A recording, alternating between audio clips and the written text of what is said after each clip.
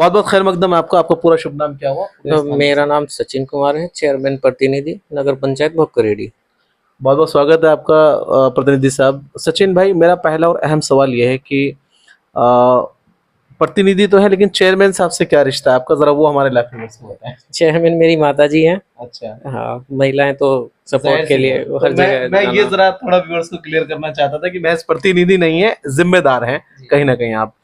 तो सचिन भाई, मेरा पहला और अहम सवाल यह है कि राजनीति के अंदर फैमिली की शुरुआत कब हुई और कैसे हुई, फिर आगे से। ये करीब अब से 20 साल पहले हमारे पिताजी, जी। तो इन्होंने एक सभासद के लिए नामांकन किया था उस टाइम पे। हम्म। तो उसमें तो शायद 25 वोटों से हार गए थे। अच्छा। लेकिन उसी टाइम फिर नामांकन किया था, उसमें जो नॉमिनेशन होके आते हैं लखनऊ जी, से, जी, जी। उसमें मेरे पापा सदस्य रहे हैं पहले। हाँ। और फिर हमने इससे पिछले टाइम में करीब 2017 में फिर से हमने चुनाव लड़ा नगर पंचायत के लिए, अध्यक्ष पद के लिए। जी। उसमें हम फिर रह गए करीब 316 वोटों के आसपास। एक सेकंड जरा रुको, फिर आपकी सफलता पर आएंगे। जी जी। ये यहाँ पर जब 2 बार 3 बार सफलता हुआ तो मतलब फिर हौसले टूटे होंगे, बहुत सारी चीजें, उम्मीदें टूटी होंगी।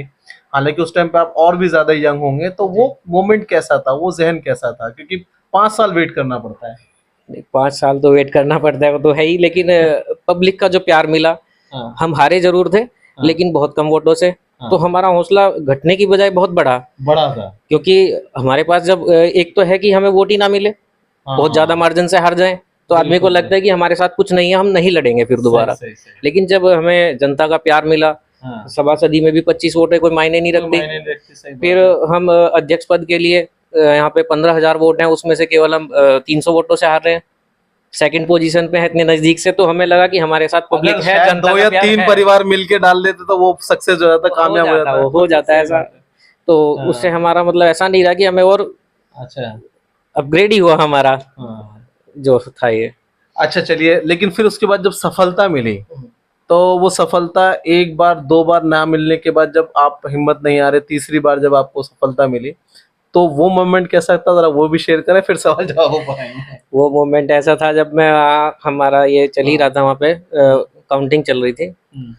तो जैसे ही वहाँ भी लगभग मार्जिन बहुत ही कम था, तो एक वार्ड था हमारा बेहड़ा पट्टी, वो खुलने वाला था, और एक पठानान पश्चिमी, ये 2 वार्ड थे। अच्छा, वहां तक पीछे थे आप? नहीं, वहाँ बिल्कुल इक्वल चल रहा था मसला। कभी हाँ थोड़े से पीछे, कभी थोड़ा सा हाँ, आगे। ये चल रहा अच्छा, था। फिर? अब हम निर्दलीय थे, तो हमारा एक बेड़ा पट्टी वार्ड था, उसमें हमारी ही कास्ट के लोग, जैसे झींवर, सारा भाजपा का वोट बैंक था। और एक साइड में थे मुस्लिम भाई। तो अब वो उनका समर्थन ज्यादातर 2 पक्ष को था। एक बबलू हैं जो पहले भी चुनाव लड़े थे, वो तीसरी पोजीशन पे रहे थे। तो हमने सोचा कि भाई हो सकता है कि वो अगर मुस्लिम भाई एक साथ पड़ गए। ताबूत वाली बात जो होती है ना, ताबूत में आखिरी कील कौन से वार्ड ने ठोकी, मतलब कहाँ से फिर ये तो एकदम सफलता का परचम मिला? वहां पे बस यही हुआ कि जो मुस्लिम भाइयों की वोट थी वो किसी तीसरे पक्ष को चली गई। अच्छा। और जहाँ पे भाजपा की वोट थी वो हमें मिल गई। अरे, जो झींवर और जो मतलब और बिरादरी थी, हमारे समकक्ष हैं वो। तो यानी कि प्रथम बार आपको ये सफलता मिली। हाँ, आंखों में आंसू ये तो सब होता ही है। इतनी बड़ी सफलता, इतना बड़ा जनता का प्यार। सही बात है, मान सम्मान ईश्वर हर किसी को नहीं देता, दांव पे लगा रहता है। कुछ दांव पे लगा रहता है, मान सम्मान। दूसरी बात, अब बड़ी बात है कि निर्दलीय था आपके पास, कोई मतलब पार्टी का सिंबल नहीं था। दोनों बार निर्दलीय। दोनों बार निर्दलीय लड़े। अच्छा, तो देखिए, मैं आपको पहले एक यहाँ की क्षेत्रीय पार्टी है राजेश चेयरमैन, जो पूर्व में 2 बार यहाँ चेयरमैन रह चुके। अच्छा। उनका हमारा पूरा समर्थन था। तो हमारे चैनल के माध्यम से उन्हें, उनका भी धन्यवाद तो बनता है। हाँ, उनका बहुत बहुत धन्यवाद है, जो मतलब उन्होंने हमें चुनाव में, पूरी टीम उनकी पूरा सपोर्ट किया, उन्होंने हमें चुनाव लड़ाने में भी हर चीज में पूरा समर्थन दिया उन्होंने। तो देखिए, स्टार्टिंग बहुत मजेदार है इस पॉडकास्ट की। मैं उम्मीद करता हूँ कि पॉडकास्ट थोड़ा लंबा होगा, लेकिन आप रुके रहिए, आपको बहुत शानदार चीजें मिलने वाली है इस पॉडकास्ट के जरिए। तो सचिन जी, अब थोड़ा सा सवाल जवाब कुछ मेरे हैं अहम, कि पहली चुनौती क्या थी जब आपने पद संभाला, और पद संभालने के बाद माताजी ने पद संभाला, क्या चुनौतियां थी सामने, क्या समस्याएं थी, जो कहीं ना कहीं आपके जो है चुनाव में एजेंडे भी रहे होंगे कि यदि आप आते हैं तो गांव वासियों को, स्थानीय लोगों को ये तमाम सुविधाएं देंगे या तमाम चीजें रहेंगे, वो चुनौतियां क्या थी? क्योंकि पहली बार आपको जिम्मेदारी मिली। चुनौतियां बहुत थी यहाँ पे, और अभी भी हैं कुछ चुनौतियां, लेकिन हमने सबसे पहले आते ही उन्हीं चुनौतियों पे काम करना शुरू करा। जैसे अभी हमारे कस्बे में दो जगह हाँ, ज्यादातर दो ही जगह है जहाँ पे बहुत पानी भरा रहता है, पानी की समस्या है वहाँ लोगों को। तो हमने एक जगह नाला चल रहा है, वो तो वहाँ तो निपट गया, वहाँ पे पानी की समस्या निपट गई। पठानान में है वो मोहल्ला, वहाँ मुस्लिम भाई रहते हैं ज़्यादातर, तो वहाँ से तो हमने निपटा दिया वो काम, रोड भी बना दिया और तालाब में पानी पहुँचा दिया। अब एक समस्या है नेहरू चौक में, जो हमारी सबसे बड़ी प्रमुख समस्या थी, वो पिछले कई सालों से चलती आ रही। उस पे पाइपलाइन का कार्य है, हमने वो शुरू में आते ही टेंडर करा दिया, वो भी अभी तक हो नहीं पाया कि नहीं। तो क्या आपका टेंडर में रहा था उसमें, आप बता रहे हैं? हमने वो टेंडर करा दिया था, लेकिन उसमें एक समाज है जो हमारे से सेकंड पोजीशन पे रहा था, हरिजन समाज से है वो सभासद, उन्होंने वहाँ पे वो काम रुकवा दिया पब्लिक इकट्ठी करके। वो राजनीतिक तो रहता ही आदमी को कि भाई उसे देश की चीजें रहती है कहीं ना कहीं। हाँ, चीजें तो देखिए, वो वही मैंने सवाल किया कि बहुत सारी कठिनाइयों का सामना होता है, क्योंकि कहते हैं कि जितने कंधे पे स्टार ज्यादा होता है उतनी जिम्मेदारियां बढ़ जाती हैं। जिम्मेदारियां बढ़ जाती हैं। तो उसमें समस्या आई। बाकी तो हमने अपने कस्बे में एक नया यहाँ पे ये तालाब की मतलब बहुत ही काम करा दिया, शायद उससे पहले कि इतना काम। एक बताते हैं कि हमारे कैप्टन ज्ञानेंद्र हैं जो बने थे पहले यहाँ पे, हमारे ताऊ जी हैं चौधरियों में, तो उन्होंने उन काम कराया था इतना। एक कभी सेकंड में जरा यहाँ के एक स्थानीय निवासी हैं, उनसे बातचीत करेंगे, और यहाँ के बहुत पुराने व्यक्ति हैं, उनसे बातचीत करेंगे कि कैसा रहा चेयरमैन साहब का कार्यकाल। क्या आपका शुभ नाम हुआ? जब से हमारे भाई चेयरमैन बने हैं, अच्छा काम कर रहे हैं। नहीं, मेरा पहले सवाल तो सुन लो ना। अच्छा काम कर रहे हैं वो तो बात ठीक है, लेकिन आप मुझे ये बताओ, आप यहाँ के पुराने स्थानीय निवासी हैं, क्या जो आपने पहले जो काम आपकी ज़रूरतें थी गांव के अंदर, कस्बे के अंदर, क्षेत्र के अंदर, उन कामों में क्या क्या नए काम हुए हैं चेयरमैन साहब के होने के बाद? वो जरा दो चार काम बताओ। काम तो शुरुआत ही है इनके भी। अच्छा, एक साल कितने दिन टाइम हो गया? 2 साल हो गए। 2 साल हो गए चेयरमैन ने, तो तेरा काम कर दिया इन्होंने 2 साल में। जैसे कि भाई सड़कें बनानी, तालाब, अब तालाब में चल रहा काम या कहीं तालाब के सौंदर्यीकरण का भी काम हुआ? हाँ जी, चल रहा बहुत तेजी के साथ। अच्छा, तेजी के साथ चल रहा है। तेजी के साथ चल रहा बहुत। अच्छा, और भाई अच्छा, क्षेत्र के अंदर जो मकान वगैरह, डूडा वगैरह के जो काम है वो तमाम आए? भी चल रहे, नलके वलके भी लग रहे हैं, सरकारी नल वगैरह भी लगे? हैंडपंप भी लग रहे हैं। अच्छा, एक चीज मुझे सचिन जी पूछनी थी आपसे कि लगातार जो है उसके जो डूडा विभाग से मकानों की कॉलोनियां वगैरह जो बनने के लिए आते हैं, उसमें क्या चल रही है भूमिका आपकी? हमारे यहाँ तो काफ़ी मकान तो हमारे समय से पहले ही बन चुके थे, करीब 2600-2700 मकान हमारे यहाँ आ चुके थे। अच्छा, तो हमारे समय से पहले मतलब हमारी जो कार्यकाल शुरू हुआ उससे पहले ही पिछले कार्यकाल में हो गए थे। हमारे समय पे तो बंदी चल रही थी अभी ये योजना, अभी हाल फिलहाल ही शुरू हुई अभी है। हाल फिलहाल ही शुरू हुई है। इसमें करीब 120 मकान हमारे यहाँ से अभी हो गए हैं। अच्छा, हो गया हाँ 120 हाँ, उसमें मतलब फाइनल रिपोर्ट लग गई है, लेकिन वो नहीं आई अभी, किस्त जो आनी थी उनकी पहली, अभी पैसा नहीं हुआ अभी ट्रांसफर। तो आपको 3 साल का लगभग जो बचा हुआ कार्यकाल है, तो उसमें क्या क्या आपके टारगेट्स हैं कि हमने क्षेत्र के अंदर ये काम कराने हैं? और ये, क्योंकि देखिए एक बड़ी समस्या ये भी होती है, और मैं बड़ी जिम्मेदारी से इस बात को कह रहा हूँ, क्योंकि मैंने 10 साल से लगातार बहुत स्टेट कवर किए, क्योंकि एक निर्दलीय नेता होना और एक पार्टी सिंबल का नेता होना, ये दोनों में बड़ी बड़ी बड़ा फर्क है। बहुत फर्क है। इसमें मैं, आप भी नहीं कहेंगे तो मैं खुद कहूंगा इस बात को, मैंने देखा। तो क्योंकि जाहिर सी बात है पार्टी का वोट सपोर्ट नहीं है। अब ऐसे में एक सवाल मेरा यहाँ और भी ये भी बनता है कि क्या जब आपको जिम्मेदारी मिली तो जाहिर सी बात है कहीं ना कहीं से पार्टी का दबाव रहा कि भाई आप सपा में शामिल हो या भाजपा में शामिल हो, इस तरह की चीजें रही आप? रहे तो अपने जो मित्र हैं या जो समर्थक हैं वो कहते ही है, मान ली कोई सपा से जुड़ा हुआ है तो कहता है कि भाई सपा ज्वाइन कर लीजिए, अगर कोई भाजपा से जुड़ा है तो कहते हैं भाजपा ज्वाइन कर लीजिए।